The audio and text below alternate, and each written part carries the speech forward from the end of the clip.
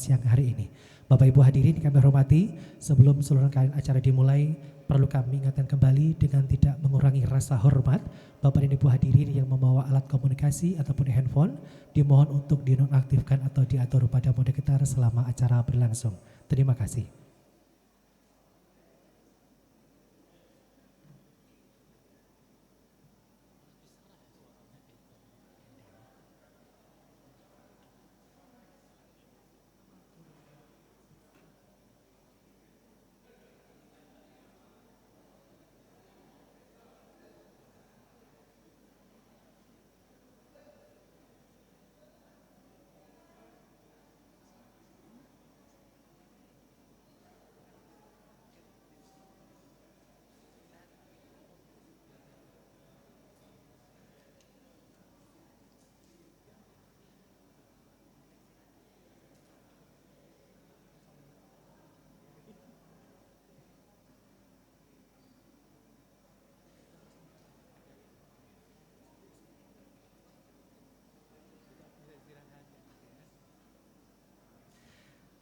Kami ucapkan selamat siang, selamat datang Rektor Universitas Veteran Bank Nusantara yang terhormat Ibu Profesor Dr. Farida Nugraha M.Hum beserta Wakil Rektor 2 dan kami silakan untuk menempati kursi yang telah ditentukan.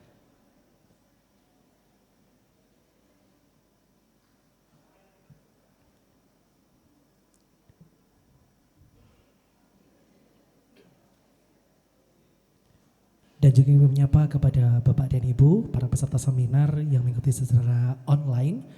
Kami ucapkan selamat datang, selamat bergabung Bapak dan Ibu.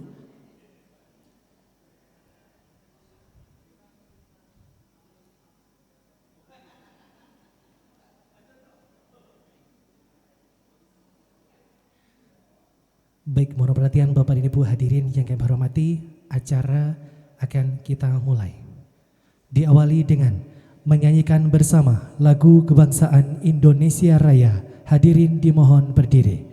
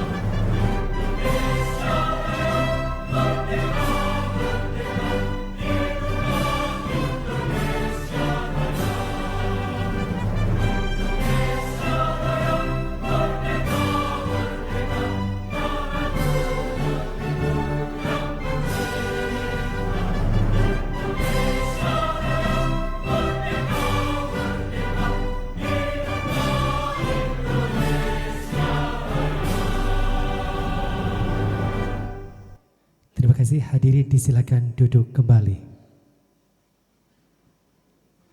Assalamualaikum warahmatullahi wabarakatuh. Selamat siang, salam sejahtera untuk kita semuanya. Yang terhormat Rektor Universitas Veteran Bank Nusantara, Ibu Profesor Dr. Farida Nugraha M.Hum. Yang kami hormati para wakil rektor, para narasumber, para dekan, para wakil dekan, para pejabat struktural delegasi dari Universitas Kemitraan yang hadir baik secara luring maupun secara video conference, dan seluruh peserta seminar yang berbahagia. Sebagai wadah strategis ruang dialog ilmiah untuk mengeksploitasi inovasi, peluang dan tantangan penggunaan AI dalam proses pembelajaran, manajemen pendidikan, serta pengembangan ekosistem akademik di era transformasi digital. Dengan kehadiran para pakar dari berbagai disiplin ilmu, diharapkan dapat memberikan kontribusi yang signifikan bagi kemajuan pendidikan dan menciptakan fondasi yang kuat untuk masa depan pembelajaran berbasis teknologi yang cerdas. Selamat siang, selamat datang dalam acara Seminar Internasional Berbahasa Indonesia International Conference of Education Issues dengan tema Artificial Intelligence AI for Education. Bapak Ibu hadirin yang kami hormati, sebagai pembukaan acara, mari kita saksikan bersama tarian persembahan selamat datang yang dipersembahkan oleh mahasiswa Pendidikan Bahasa dan Sastra Indonesia Universitas Veteran Bangun Nusantara.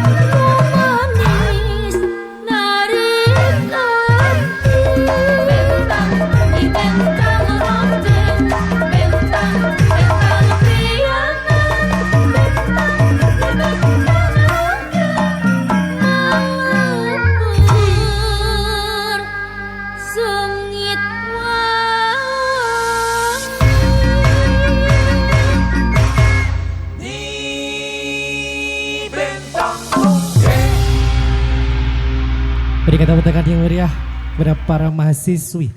Perwakilan dari BPSI menyanyikan persembahan tari Selamat Datang Nyi Bentang Ronggeng dari daerah Sunda, Jawa Barat. Bapak Ibu hadirin yang kami hormati, selanjutnya akan kita nikmati disaksikan bersama kembali musikalisasi puisi. Persembahan juga dari mahasiswi Pendidikan Bahasa dan Sastra Indonesia Universitas Veteran Bangun Nusantara.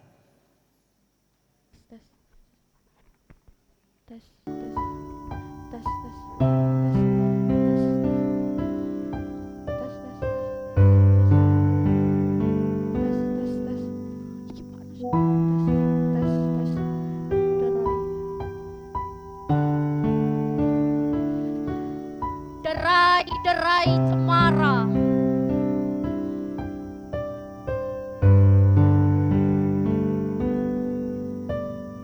tak berderai sampai jauh, terasa hari akan jadi malam. Ada beberapa dahan ditangkap merapu di angin yang terpendam. Aku sekarang orangnya bisa tahan. Sudah berapa waktu bukan anak lagi. Tapi dulu memang ada suatu bahan yang bukan dasar dari perhitungan kini. Hidup hanya menunda kekalahan. Hidup hanya menunda kekalahan. Hidup hanya menunda kekalahan. Tambah terasing dari cinta sekolah rendah. Dan tahu ada yang tetap tidak diucapkan sebelum pada akhirnya kita sebelum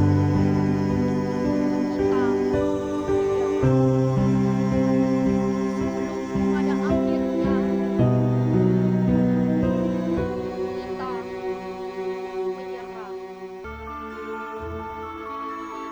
Derai-derai cinta karya Khairul Anwar.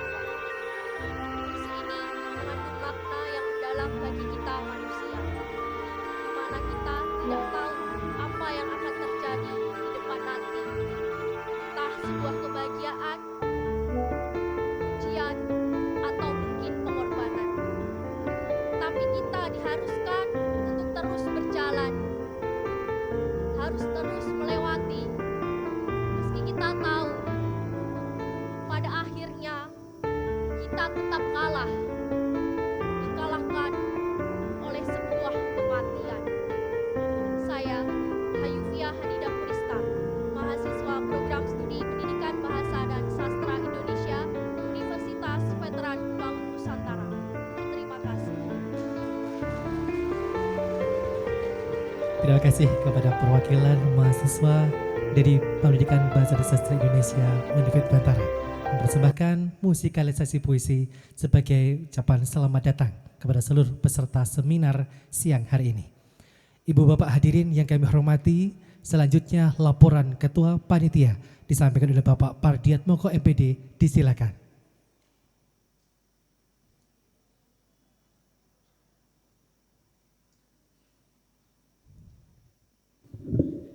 Cik. Assalamualaikum warahmatullahi wabarakatuh. Salam sejahtera untuk kita semuanya.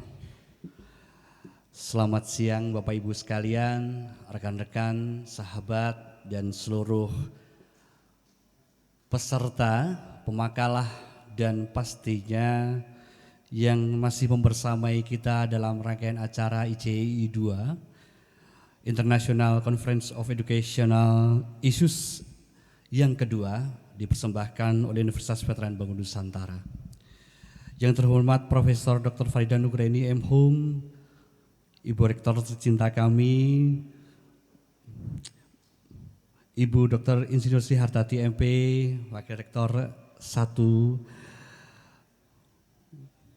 Bapak Insinyur Yos Wahyu Harinta MSI yang telah membersamai kita juga pada sehari ini, dan juga Bapak Dr. Jatmiko Hidayat yang kebetulan pada kesempatan kali ini tidak bisa membersamai, dan tentu saja seluruh guru besar dan Bapak Ibu dosen senior yang telah memberikan wejangan, masukan, saran yang luar biasa pada kegiatan kali ini.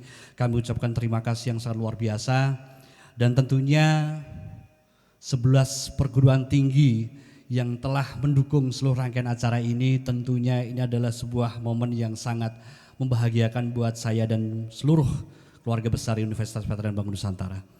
Bapak Ibu sekalian, kami informasikan pada kegiatan ICEI yang kedua ini diikuti oleh 11 perguruan tinggi di Indonesia, dan kami didukung oleh 3 perguruan tinggi internasional. Ada Indian University, ada Prof. Desinta yang luar biasa hari ini masih membersamai kita dengan agenda yang padatnya. Kemudian ada Prof. Chen, Dr. Imajon dari Uzbekistan, Prof. Chen dari Taiwan, dan juga Profesor Dewi Kusumaningsih yang hari ini juga memberikan support yang luar biasa. 11 perguruan tinggi yang hari ini 80% hadir. Saya ucapkan terima kasih dengan kerelaannya waktu untuk bisa datang ke kampus tercinta kami.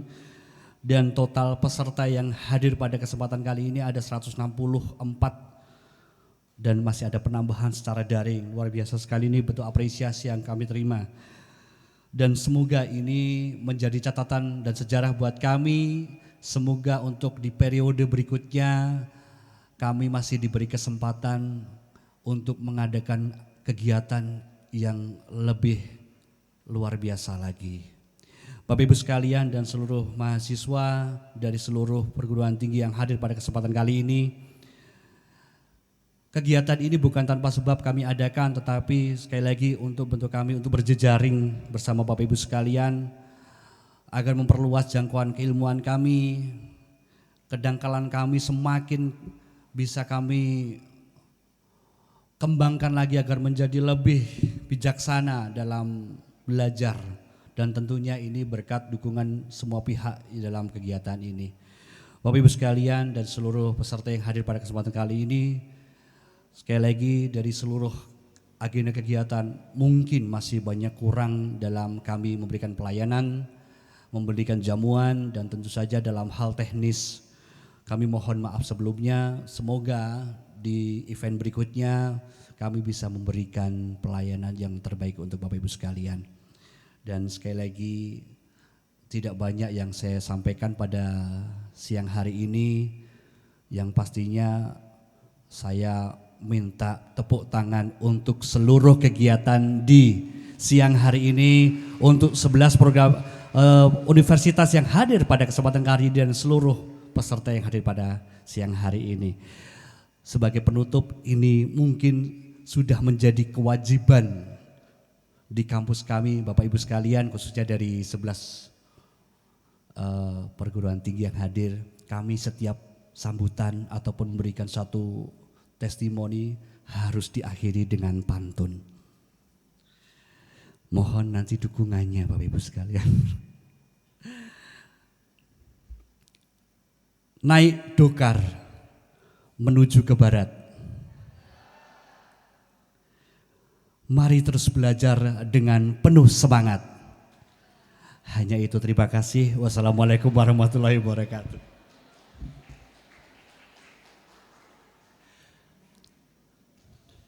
Baik Ibu Bapak hadirin yang kami hormati, selanjutnya kita simak bersama Kena Speaker dan berkenan membuka acara secara resmi Seminar Internasional Berbahasa Indonesia Rektor Universitas Veteran Bangun Nusantara yang terhormat Ibu Profesor Dr. Farida Nugrani M.Hum, disilakan.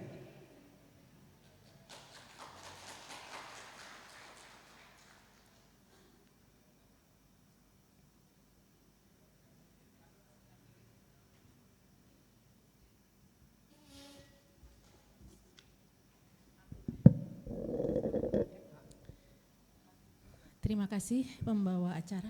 Bismillahirrahmanirrahim. Assalamualaikum warahmatullahi wabarakatuh. Kak sudah tidak semangat ya, karena sejak tadi pagi ya. Assalamualaikum warahmatullahi wabarakatuh. Salam.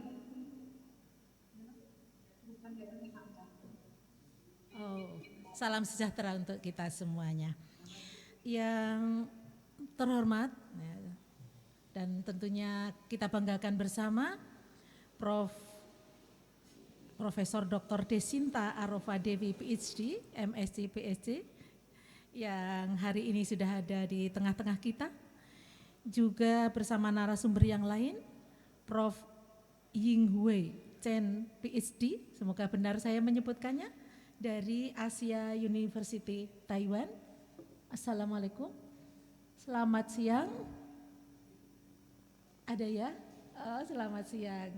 Terima kasih telah berkenan menjadi narasumber.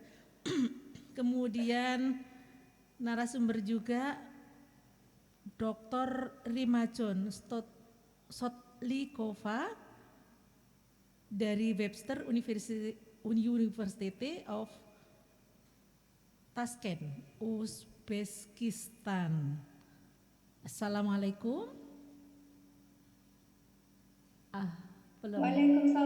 Waalaikumsalam. Terima kasih telah bergabung. Selanjutnya, ini yang istimewa untuk hari ini, Prof. Dewi Kusumaningsih M.Hum dari Universitas Veteran Bangun Nusantara. Ini inisiator, tuan rumah sekaligus narasumber. Juga yang saya hormati para pejabat struktural delegasi dari Universitas Kemitraan. Tadi dilaporkan oleh Pak Pardiatmoko, Ketua Panitia, ada 11 perguruan tinggi dan alhamdulillah tadi pagi hadir di sini menandatangani MOU bersama Rektor dan Dekan. Terima kasih semuanya telah hadir dan apabila diwakili titip salam hormat saya kepada Bapak atau Ibu Rektor masing-masing. Yang saya hormati Bapak Ibu Wakil Rektor 1 dan 2 Univet Bantara yang hari ini juga hadir bersama kita. WR3 mohon izin karena ada pertemuan pimpinan perguruan tinggi di Magelang. Yang saya hormati Dekan FKIP, Wakil Dekan, juga Ketua Program Studi Pendidikan Bahasa Indonesia Bapak Dr. Mokhlis Fajar dan seluruh dosen yang ada di BPSI. Yang saya hormati Ketua Panitia Pak Pardiatmoko MPD bersama seluruh tim panitianya, juga para guru besar, dosen dan dekan banyak yang bergabung di sini, yang para dekan, direktur pasca di lingkungan Univet Bantara. Tentunya yang teristimewa adalah seluruh hadirin peserta Seminar Internasional Berbahasa Indonesia yang mengangkat tema Artificial Intelligence for Education. Bapak Ibu semua yang berbahagia, baik yang hadir secara luring maupun daring, terima kasih telah bergabung dengan Seminar internasional yang diselenggarakan oleh PBSI FKIP Univet ini. Tentu saja ini sebuah acara yang merupakan kebanggaan oleh kita semuanya. Dan pantaslah saya menyampaikan ucapan syukur alhamdulillah kepada Allah Subhanahu wa taala karena acara ini bisa berlangsung dengan baik yang telah dimulai sesungguhnya sejak tadi pagi pukul 8 dan baru siang ini bisa disampaikan pembukaannya karena memang berbenturan dengan berbagai acara yang harus dilaksanakan sejak tadi pagi. Bapak Ibu semuanya, sholawat dan salam kita curahkan untuk Nabi besar Muhammad Sallallahu Alaihi Wasallam yang kita harapkan syafaatnya pada hari akhir nanti. Pada kesempatan yang membahagiakan ini, saya sebagai pimpinan universitas dipersilakan oleh Ketua Panitia untuk menyampaikan sambutan, membuka acara secara resmi sekaligus sebagai keynote speaker. Oleh karena itu, sebelum saya sampaikan apa yang berkaitan dengan tema kali ini, saya ingin berterima kasih kepada semua peserta yang telah hadir. Kemudian juga terima kasih kepada seluruh co-host yang telah menyukseskan acara ini. Juga terima kasih tentunya kepada panitia dari PPSI, Pak Pardiat Moko dan kawan-kawan yang telah menyukseskan acara ini. Tentu saja yang paling utama saya sangat berterima kasih kepada seluruh narasumber yang hari ini berkenan untuk berbagi ilmu kepada kita semuanya. Semoga ilmunya nanti bermanfaat untuk kita semuanya dan menjadi amal jariah bagi keseluruhan. Ada 4 narasumber yang sangat kita nantikan ilmunya pada siang hari ini. Bapak Ibu semuanya, tema kali ini adalah tentang artificial intelligence di dalam dunia pendidikan. Sesungguhnya kehadiran artificial intelligence itu akan membawa perubahan yang cukup signifikan. Kemarin kami para rektor dipanggil oleh Pak Menteri berkumpul di UNESA dan di sana mendapatkan materi dari mantan Menteri Pendidikan kita, siapa Bu? Pak Prof. Noh ya. Beliau mengatakan kita saat ini ada di era digitalisasi dan artificial intelligence bukanlah choice, bukan pilihan, tapi adalah sebuah keharusan. Lalu saya teringat pada tema ini, berarti sudah pas sekali tema ini diangkat karena memang mau tidak mau, siap tidak siap, kita harus mampu menghadapi pembaruan tentang pendidikan dengan memanfaatkan artificial intelligence sebagai tentu saja sarana, ya mungkin media ataupun alat atau apa saja yang mempermudah kinerja kita. Bapak Ibu, artificial intelligence atau sering disebut dengan AI atau AI begitu ya, karena bahasa Indonesia sudah menjadi bahasa internasional, tidak hanya berfungsi sebagai alat bantu teknologi, tetapi juga sebagai sarana transformasi pedagogis. Kata kuncinya, kata pendidikan adalah pedagogis, menuju pembelajaran yang lebih adaptif dan lebih personal. Nah, transformasi pendidikan berbasis artificial intelligence ini akan mendukung terselenggaranya pembelajaran yang mengikuti sistem adaptive learning dan bisa memberikan umpan balik secara otomatis dalam real time. Jadi tidak ada misalnya ulangan hari ini, feedbacknya minggu depan. Maka sekarang feedbacknya juga saat ini juga. Itulah kemudahan yang kita peroleh dari pemanfaatan artificial intelligence. Berikutnya Bapak Ibu, yang terpenting kata kuncinya bahwa artificial intelligence telah hadir di dunia pendidikan untuk membantu kita menyukseskan dalam rangka menyiapkan peserta didik kita itu memiliki keterampilan abad 21. Apa itu keterampilan abad 21? Yaitu kemampuan berpikir kritis, pemecahan masalah, memiliki kreativitas dan juga memiliki literasi digital. Maka kalau peserta didik kita tidak melek literasi digital, maka pasti dia akan ketinggalan dalam hal apapun. Oleh karena itu, kita pantas untuk memanfaatkan artificial intelligence ini. Selain itu juga akan mempermudah tugas-tugas kita di dalam memberikan atau menunjang efisiensi administratif. Karena tugas dosen gitu ya, guru itu yang paling, jangan bilang menyebalkan ya, karena memang harus dilakukan adalah hal-hal yang bersifat administratif. Kita harus melaporkan kinerja kita dalam BKD, kita membuat JAD dan seterusnya, semuanya tidak bisa abai terhadap dokumen-dokumen yang saat ini tentu saja tuntutannya berupa dokumen digital. Bapak Ibu, tantangannya segala sesuatu tidak ada hanya positifnya saja. Memang artificial intelligence sangat bermanfaat dan sangat membantu proses pendidikan di Indonesia maupun di seluruh dunia. Namun apa tantangannya bagi kita para pendidik ini ya? Bahwa kita harus ingat integrasi artificial intelligence itu menuntut perhatian yang serius terhadap isu etika. Ini kata kuncinya ya, harus hati-hati terutama untuk peserta didik yang masih belum dewasa. Kemudian juga adanya tantangan tentang bias algoritmik dan juga ketidaksetaraan akses teknologi. Bila kita akan menentukan artificial intelligence salah satu media yang akan kita gunakan, kita harus paham bagaimana fasilitas tentang akses teknologi ini sudah ada. Mungkin kalau di Indonesia ada di daerah 3T, nah kita akan menjadi kesulitan di dalam menyelenggarakan pendidikan dengan akses artificial intelligence ini. Kemudian juga perlu diperhatikan tentang keseimbangan antara peran teknologi dan dengan kemanusiaan di dalam pembelajaran. Jangan sampai teknologi menggantikan manusianya, tetapi teknologi adalah membantu menyukseskan pekerjaan manusia. Maka apa isu yang perlu diantisipasi Bapak Ibu semuanya? Yaitu bahwa paradigma artificial intelligence harus ditempatkan sebagai mitra bukan sebagai pengganti. Barangkali itu yang terpenting yang perlu kita ingat di dalam kita membahas topik tentang artificial intelligence. Lalu tantangannya yang kita harus perhatikan sebagaimana tadi saya sampaikan, yaitu bias algoritmik, privasi dan keamanan data, ketergantungan terhadap teknologi dan juga disrupsi peran guru.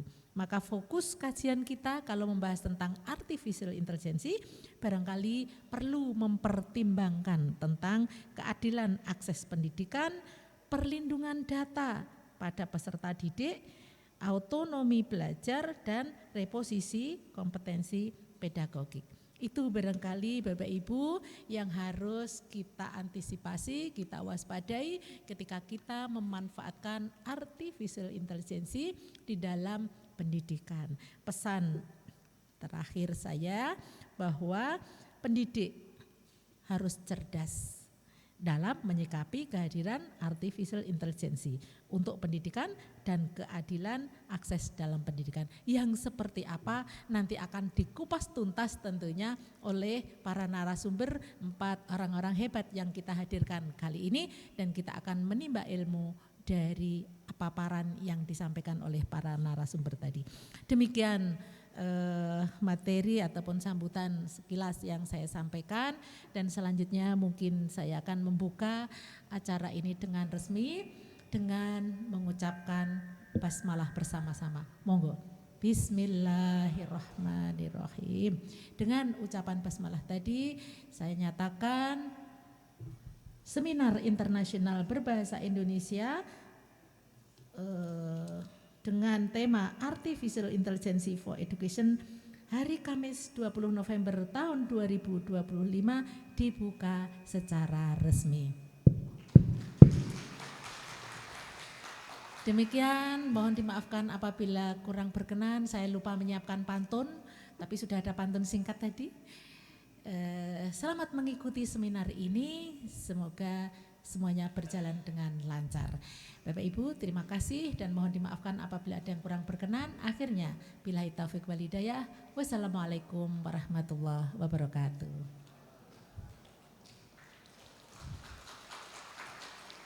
Baik, terima kasih Ibu Rektor yang telah berkenan memberikan keynote speech dan juga membuka secara resmi acara seminar internasional berbahasa Indonesia.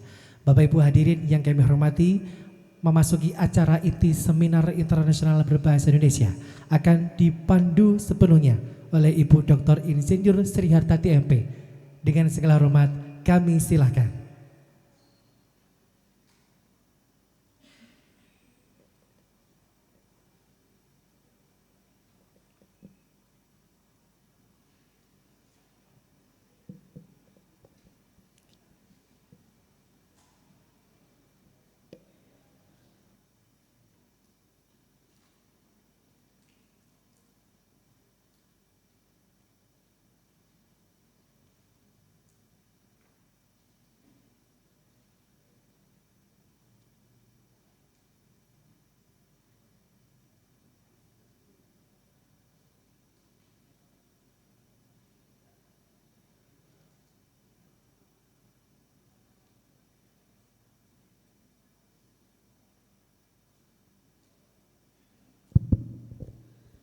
Bismillahirrahmanirrahim. Assalamualaikum warahmatullahi wabarakatuh. Yang terhormat Ibu Rektor, yang kami hormati Bapak Wakil Rektor 2, yang kami hormati Bapak Ibu narasumber, juga Bapak Ibu dari Mitra Perguruan Tinggi, serta tidak lupa Bapak Ibu seluruh peserta, adik-adik mahasiswa yang berbahagia.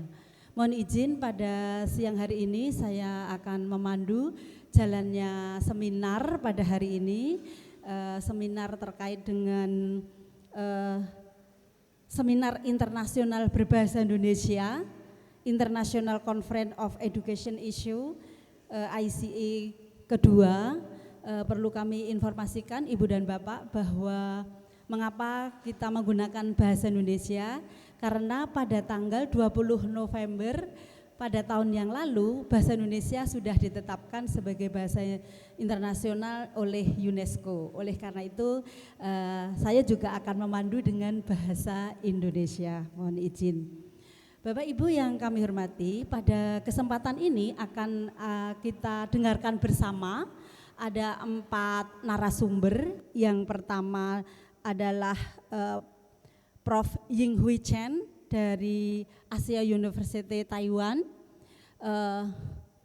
Good afternoon, Mr. Chen. Welcome to our campus. Selamat siang. Selamat siang.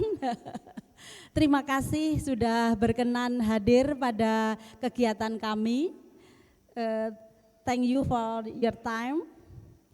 Kemudian nanti yang kedua akan kita dengarkan bersama Ibu Profesor Desinta Arofa Dewi dari INTI atau International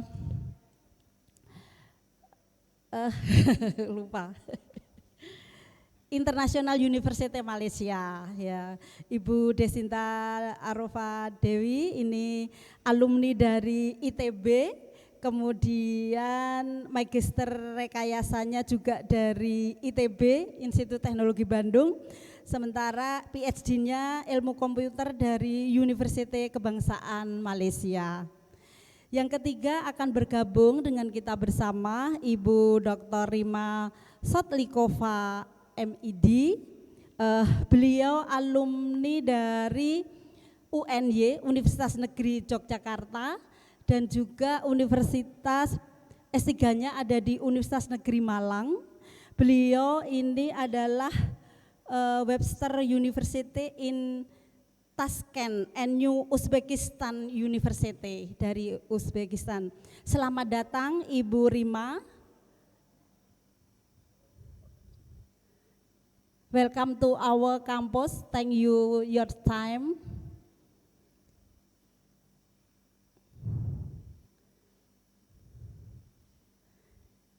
Kemudian yang terakhir, Ibu dan Bapak, nanti akan kita dengarkan bersama profesor kita yang baru di Universitas Veteran Bangun Nusantara, Ibu Profesor Dr. Dewi Kusumaningsih, akan menghadirkan kepada kita semua terkait dengan transformasi pembelajaran, pengajaran, dan penilaian era digital. Bapak Ibu yang kami hormati, untuk mengefektifkan waktu, mungkin marilah kita dengarkan bersama paparan dari Mr. Ying Hui Chen, PhD. Mungkin CV-nya bisa kita tampilkan, Mas atau Mbak Panitia, silahkan. Mr. Chen akan menyampaikan terkait dengan to inform or to engage the learners, the role of literature in language classes. It's right, Mr. Chen? Yes. Oke, thank you. Baiklah, untuk mengefektifkan waktu, sekali lagi kami berikan waktu sepenuhnya untuk Mr. Chen. Disilahkan. Okay, let me do the sharing first.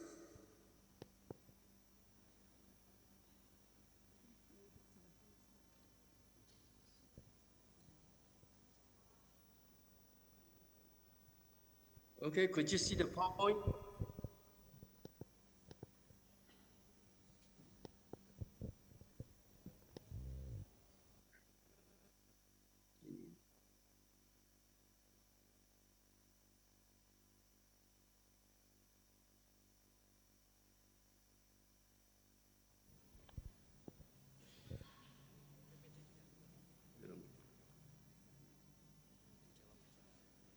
Could you see my PowerPoint? Yes, Professor Chen. Okay. Okay, thank you for the kind introduction. Actually, yesterday, I just gave a talk on the English education in the age of artificial intelligence. But for today, I decided to give a different talk, called to inform or to engage the learner. I think any learning outcome will become effective. How to engage the student is the key. And how, according to my experience, we need to use material in representational language to engage them. And this is my main argument in the presentation. So you see, for the present, I have 5 outlines. One is two texts and the fifth skill. In the past, we always talk about 4 skills. But today, I'm going to talk about the fifth skill. That is the skill of critical thinking.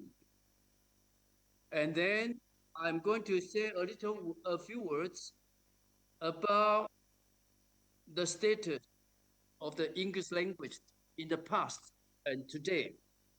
Then why literature in language teaching? And then for literature, I would texts their literature and how to select the texts for students, either in representational or in referential language. And for my conclusion, I have 3 role models for our students to learn. Okay, let me begin with this first text. It's called For the Love. I think any participant can read this short poem. It's one of the very short poems in literature called 40 Love. Middle-aged couple playing tennis. When the game ends and they go home, the net will still be between them. So you see, even the layout itself looks like a tennis court. So the image of a tennis match, and then the title itself, called 40 Love. What does it mean? Because we are talking about middle-aged couple. So 40 love could mean love in the 40s. There's love of the middle-aged couple. But if you are a tennis player, you know the scoring in tennis. Here, one player scores 40. The other player scores love. In tennis, love means 0. So it's the very fierce competition. One gain 40 points, one gain 0 points. I used to ask my students, including Indonesian students, at my university who gets 40 points, gets 0 point. The majority of Indonesian students will say, my father, my dad gets 40 points. And I keep asking, why your dad? Why not your mom? They will say, because my mom is a woman and the man is more powerful. So you see, if you think about 40 love in terms of sexual politics, if the husband gains 40, the wife gets 0, that shows their relationship is the so-called winner and the loser. Obviously, if the woman gets 40 points and the husband gets 0 point, I think the situation is more serious. Okay, you just use these texts to engage the student in a class. Any teacher can do that. Okay, next is the second text. It's one of the shortest in English literature.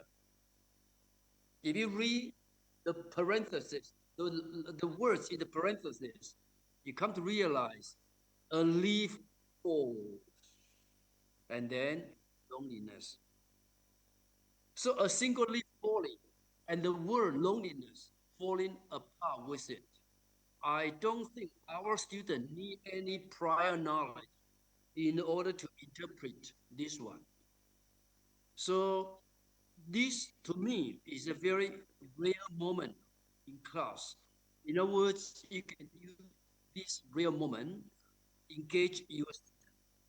So my conclusion about these two texts is, for any teachers, in order to engage your student, you need to start something quite unique, something quite exciting, something that can stimulate the imagination of the student.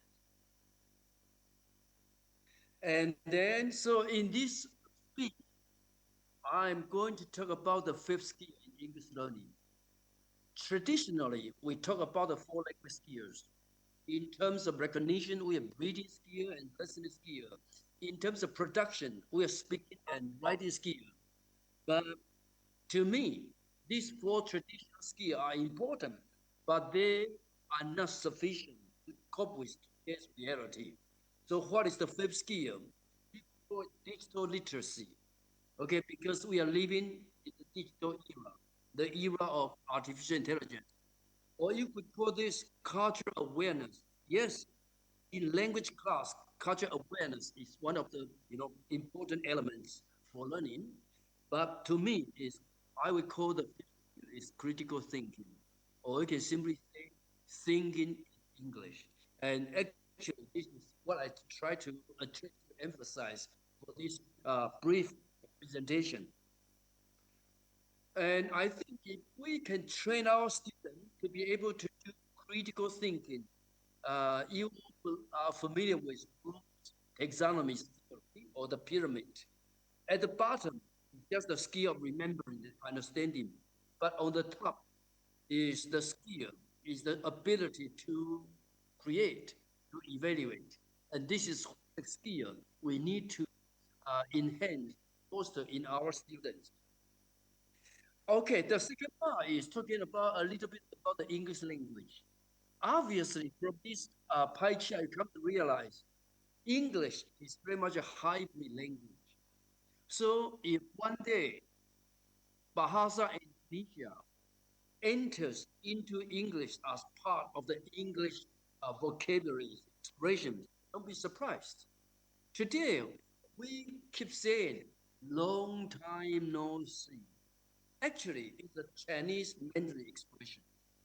That means we have not seen each other for a long time. But in Chinese, that's 好久不见. Okay, so many Chinese or Mandarin vocabulary expression have become part of the English language.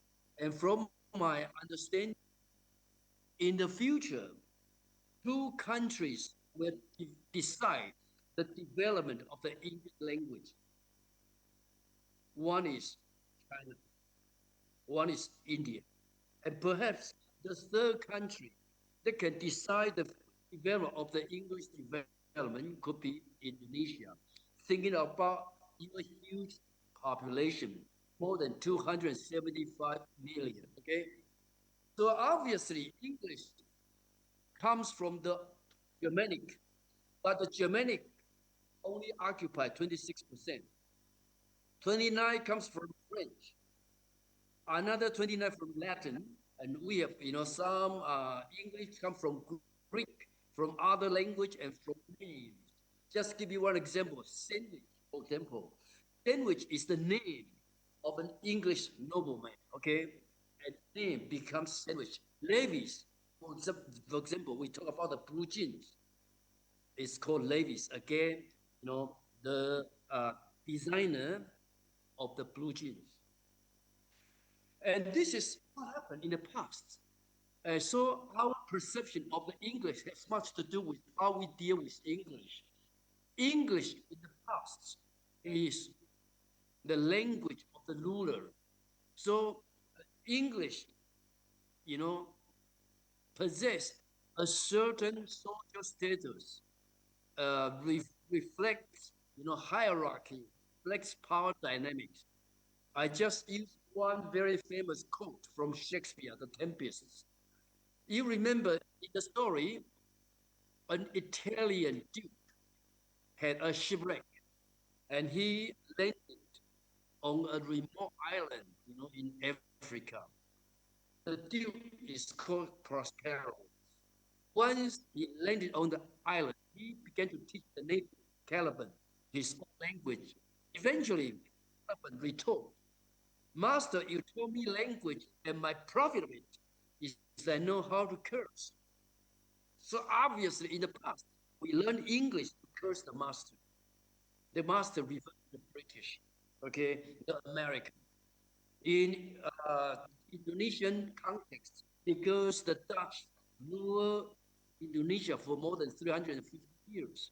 So you learn the Dutch in order to curse the Dutch, in order to curse the master.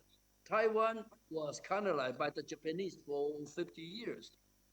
My parents learned Japanese to curse the rulers.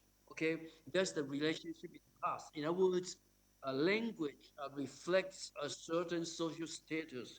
A language reflects, power dynamics. But today, this is what we have. English has become a lingua franca, and we call ELF. In other words, who owns English? Who is the stakeholder? If English is the company, who is the stakeholder? The argument is we all own English. We are all shareholder of this company.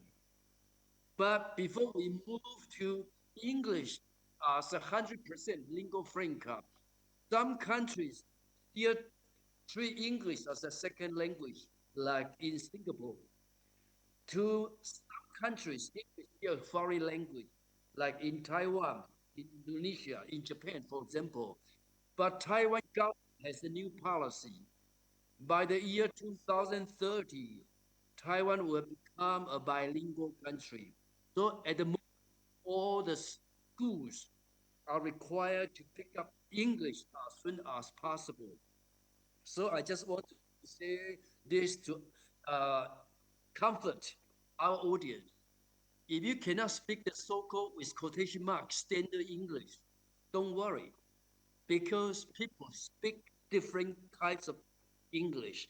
Even in England, people in Scotland and people in England, they speak different types of English. Okay, so if in Indonesia you speak Indonesian English, or in Taiwan I speak Taiwanese English, that is okay. That's all standard English. And I think one important scholars who promotes this concept is Professor Jennifer Jenkins. She delivered a talk, English as a lingua franca, challenging the standard. In other words, today we no longer talk about whose English is standard English, whose English is not standard English. In other words, we need to get rid of standard, the notion of speaking standard English. So who are English native speakers? We are all speakers, English speakers. Okay. And the application of Professor Jenkins' observation argument, there are two. One is developing accommodation skill where even when they result in non-standard forms. So we need to teach our students how to accommodate different types of English. And even today, we use English with plurals, a wide range of English. So this is the so-called awareness raising. In other words, English is international to the extent that it is not native English speakers' language. In other words, we are all, in a sense, native speakers of English. We are all speakers of English. And I think this for us in class is important. I did observe many classes, English classes in Asia, even our kindergarten class or primary level class, and I was quite delighted and surprised. All the good language teachers were Indonesian, were local teachers. So you don't need to hire the so-called native speakers with quotation mark, because today, who are the native speakers? And I think I still want to say a few words about why English still matters in the age of the AI. A lot of teachers begin to argue, given the power of AI, perhaps we don't need to learn in English. So I do come up with three questions for you. How many languages exist officially in the world today? You can ask yourself this question. How many? Actually, officially, there are more than 7,150 languages in the world. Don't forget, we only have 195 countries. But in terms of language, we have more than 7,000 languages. Even in Indonesia alone, Indonesia is a big country. You have more than 700 languages. And then we talk about ChatGPT 4.0. If I ask you this question, which languages and how many languages are used to train ChatGPT, for example, the so-called large language models? How many? My understanding is about 95 plus. In other words, a little bit more than 95 and less than 100. And what are the top three languages used to train the ChatGPT? Three major languages. Number one is English. Number two is Mandarin Chinese. Number three is Spanish. So I think for all the schools, you might need to consider to establish a so-called three language pathways. In other words, the student perhaps need to learn at least three languages aside from Bahasa Indonesia. English is required, Mandarin Chinese perhaps, and Spanish, or you can even pick up Arabic. Even Arabic is very common in Muslim countries. Excuse me, sir. And Boleh I dipercepat think presentasinya? in the age of AI, because we try to move from I'm sorry. learn to read. I'm sorry, to Professor Chen. read to learn. Professor Chen, I'm So sorry. we are reading to learn, and we have to read English because the majority of digitization of the language mostly comes from the English language. Okay, so just give you some idea. Excuse If me, you want to Professor Chen. emphasize the use of AI, still English is the most important language. I can speak both